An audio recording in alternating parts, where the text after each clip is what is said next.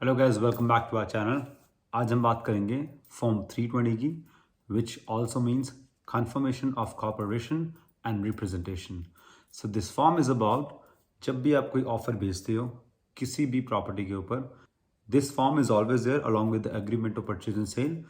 सो ये फॉर्म बताता है क्या है। दिस फॉर्म इज अबाउट कि कौन सा ब्रोकरेज और कौन सा एजेंट बायर को रिप्रेजेंट करता है and which brokerage is representing the seller. क्योंकि हर बायर एंड सेलर के डिफरेंट एजेंट्स होते हैं, डिफरेंट ब्रोकरेजेस होते हैं 95% केसेस में, नॉट इन 5% केसेस में।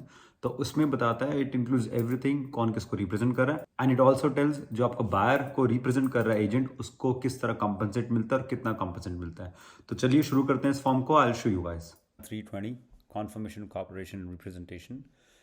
जब भी हम कोई ऑफ़र भेजते हैं किसी प्रॉपर्टी पे, agreement purchase and sale, along with that ये फॉर्म जाता है। जैसे मैंने पहले बताया आपको, this form will always be there. आज हम बात करेंगे 95% ऑफ टाइम्स ऑफ सिनेरियो में ये फॉर्म कैसे भरा जाता है। सो here वी गो। यहाँ बाहर का नाम आएगा आपके, यहाँ सेलर का नाम आएगा, या उस प्रॉपर्टी का एड्रेस आएगा जिस प्रॉपर्टी के लिए आप ऑफर डाल रहे हो। These are definitions of the form. I want get in detail with that. This is called declaration of insurance. Basically इसका मतलब क्या है, जो भी रजिस्ट्रेंट्स हैं यानी हम एजेंट्स हैं, जो ये ऑफर भेज रहा है, he says that we have an insurance by business brokers act 2002। जो इंश्योरेंस काम आती है कहाँ पे, जब कोई मिस्टेक हो जाती है किसी भी ऑफर में from an agent, then agent का इंटरेस्ट प्रोटेक्ट होता है एंड साथ के साथ जो क्लाइंट है उसका भी इंटरेस्ट प्रोटेक्ट होता है। So I have filled it up beforehand, पहले मैंने भरा हुआ था ये। So I will unclick this. So this is the part which is filled by listing brokerage. Listing brokerage होता क्या है डील के अंदर, जो प्रॉपर्टी सेल करता है they have a different agent and जो प्रॉपर्टी बाय करता है उसका एजेंट डिफरेंट है। इस सिनेरियो में लिस्टिंग ब्रोकरेज का जो एजेंट है वो ये फॉर्म भरेगा, यानी जो सेलर को रिप्रेजेंट करता है।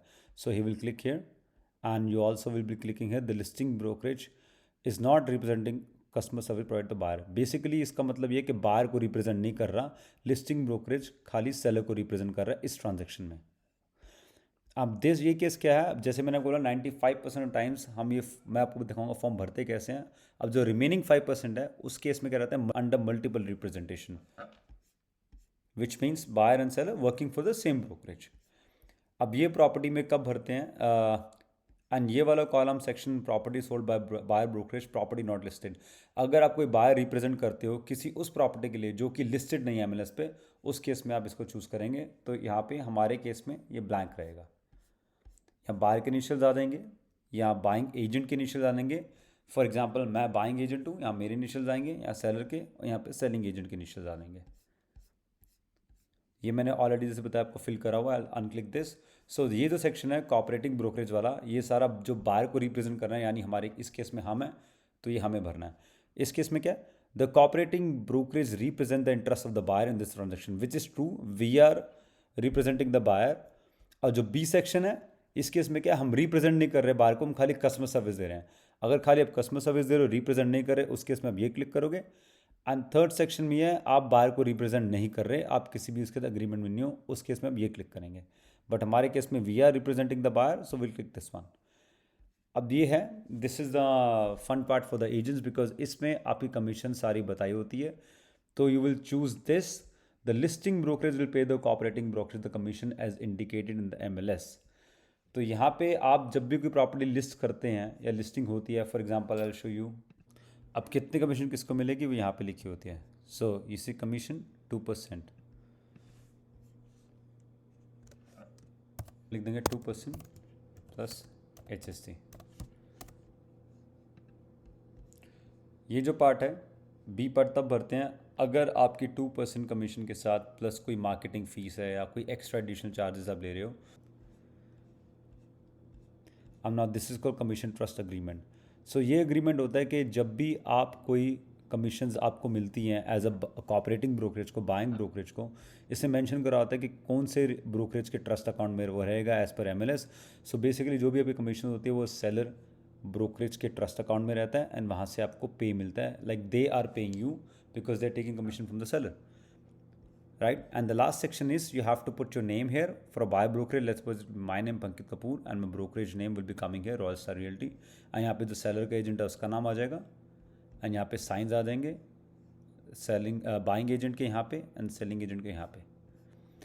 अब ये तब भरा जाता है कंसेंट फॉर मल्टीपल रिप्रेजेंटेशन अगर जैसे मैंने आपको बताया सेम ही ब्रोकरेज में buyer agent and seller agent एक ही ब्रोकरेज में काम करते हैं, उस सिनेरियो में ये इनिशियल्स करे जाते हैं, otherwise we don't need to do that.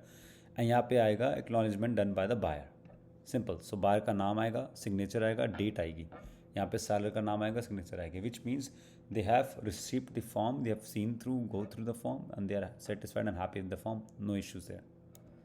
So thank you for watching the video, guys. So this was all about Form 320.